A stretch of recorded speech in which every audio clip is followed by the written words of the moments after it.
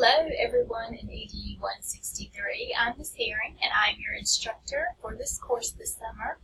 I wanted to take a moment just to kind of go through your Moodle course.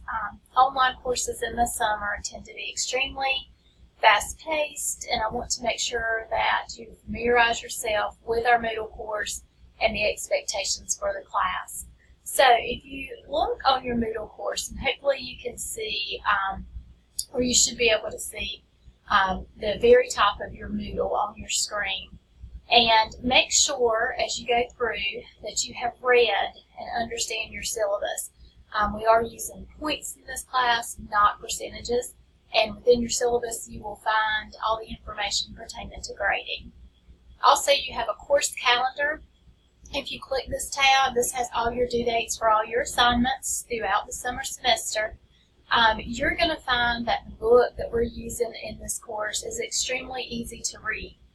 You shouldn't have any problems understanding the material. They're relatively short, and you're going to have quizzes and a couple of projects, and within your course calendar you'll find all the due dates for that. Okay? Mandatory online course assessment. I think the majority of this class has already taken their MOCA. If you haven't, just keep in mind that this is due by Thursday, May the 25th at midnight. Failure to do this will result in a drop in the course, so you want to make sure you get that completed as quickly as possible. The announcement tab here, because this is an online course, the best way for me to communicate with everyone in this class is through email. So I will be sending lots of emails to you. I will send them through your SEC email account, and I will also be posting them in the announcements. So if you can't access your email for whatever reason, if you come here to announcements, you'll get the same information. But be absolutely sure that you are checking your email at least once every other day, because I will be communicating important course information using that method. Okay, if we scroll down, you have an introductory video and a Harry Wong video. These are just resources that you can view when you have a chance. Course projects. I've already sent an email about that this morning. These course projects, time is of the essence because Project 1 is actually requiring you to go out to an accredited elementary school or middle school and complete 5 hours of observation and some observation activities. We all know that in this area, schools get out around June the 9th, so we don't have a lot of time to get in and do that observing and do those activities that go along with that. So you don't want to wait on this. Most students at SEC either attend Clinton City Schools or they'll go to Sampson County Schools. If there's another district that you would like to complete this project in, you are more than welcome to do that. Just be sure that you follow whatever district you choose, follow their guidelines for volunteers and observation students. So speaking of Sampson County Schools, if you want to go to Sampson County Schools, you will need to complete a Sampson County volunteer form, and that is this form right here. You're going to need to print that off, complete it, either scan it and email it to me or bring it to my office. Either way is fine. I need these no later than Thursday. We've got to get these in, get you approved, and get you to your site. We're also up against end of grade testing, and teachers are not going to want students in there observing while they're testing. As a matter of fact, you can't do that. So again, time is of the essence here. Be sure you get that in. Clinton City Schools, if you're not already approved for that system, it is too late. For Clinton City Schools, you have to go through a board approval process, and that takes at least a month to a month and a half. So if you're not already approved in Clinton City Schools, that may not be an option for you for your Project 1. Read over Project 1. If you have any questions, please contact me. I'll be glad to help you in any way. Also, you have an observation letter to principals. This is something that you will take when you go to observe. You will take that letter just so that they know why you're there and what you're doing while you're there. Your observation verification form is there for you to print out. You have to get this signed by either a principal or a teacher when you go and you do your hours. Okay? And then you will submit these things here.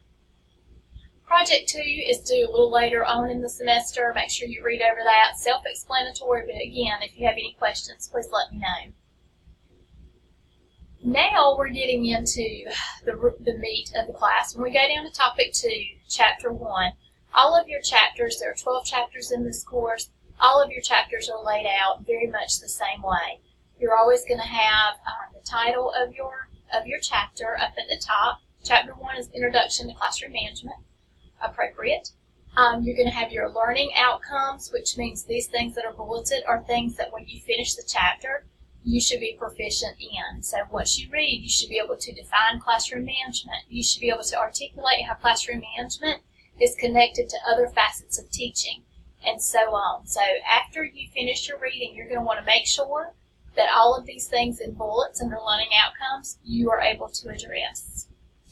You'll always have a PowerPoint for each chapter, and this just gives you the highlight of each chapter as you're reading. And then typically I've included some resources, and these might be articles, they may be videos, just a plethora of resources. And these are just that, they're resources. Some chapters have more than others. Nothing in the resource is going to be on your test. Your quizzes are going to come directly from your chapter. So if something happens and you didn't get to watch a particular video, or if there's a video that's lengthy, and there are several like that on there, and you didn't get a chance to watch it, it's okay. You can always come back to that because your quizzes are strictly coming from your chapters. And just a quick note about those quizzes, they're not very long. Some are very objective, and you can look back in your chapter and you can see, oh, this is where this question came from, and it's very straightforward. But many of the questions on your quizzes are going to be scenario-based, meaning it's going to give you a situation that might occur in a classroom and ask you a particular question about that scenario. So with that being said, when you're reading your chapter, make sure that you can apply the information that it contains. So if you're talking about dealing with a disruptive student and it lists several different methods, understand when you would use that method in a particular situation. You're going to need to know that when you take your quizzes, because they are some scenario based. Okay. So going through Chapter 2, it's very much laid out the same way. A couple more learning objectives there. Your PowerPoint, again, these resources are listed for you, and then your quiz. So just kind of scrolling through, you can see what I mean by they're all laid out pretty much the same way. Okay. And then it goes all the way down until Chapter 12. Chapter 12 is your last chapter, and then of course you have a final. You notice that everything in EDU 163 is already opened. You can work at your own pace. That's the beauty of an online course. If you know that there's going to be a week where you're going to be out of town and you're not going to be able to access a computer or the internet or what have you, you're welcome to work ahead. Just keep in mind that your quizzes, as well as your final, it's one attempt. So don't log into those until you're absolutely sure that you're ready to sit down and take that quiz or that test, exam, what have you, at one time, because you only get to access it one time. Okay? So again, I'm looking forward to working with each of you this summer. If you have any questions at all, please don't hesitate to either come by and see me, give me a call, email me. I will respond within 24 hours of the messages that I receive.